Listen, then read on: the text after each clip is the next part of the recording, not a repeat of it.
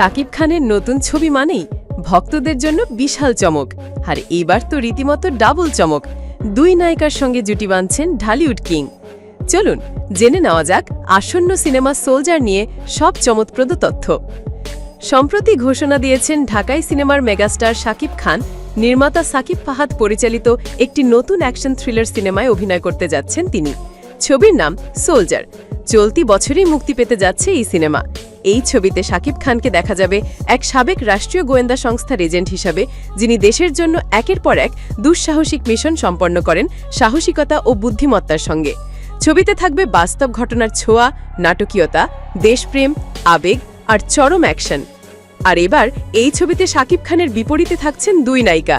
তাদের একজন ছোট পর্দার জনপ্রিয় অভিনেত্রী তানজিন তিশা, অন্যজন মিস ওয়ার্ল্ড বাংলাদেশ খ্যাত এবং উদীয়মান অভিনেত্রী জান্নাতুল ফেরদৌস ঐশী।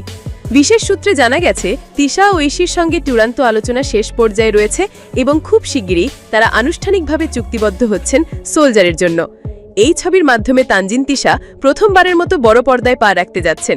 অন্যদিকে ঐশী ইতোমধ্যেই দর্শকদের মন জয় করেছেন মিশন এক্সট্রিম, ব্ল্যাক ওয়ার, আদম ও রাত জাগা ফুলের মতো ছবিতে অভিনয় করে।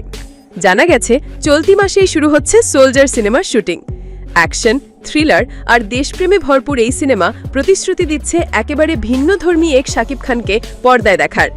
একদিকে গোয়েন্দা মিশনের চরম উত্তেজনা, অন্যদিকে তিশা ও ঐশীর সঙ্গে রোম্যান্টিক কেমিস্ট্রি। সব মিলিয়ে সোলজার হতে যাচ্ছে 2025 সালের সবচেয়ে আলোচিত সিনেমাগুলোর একটি।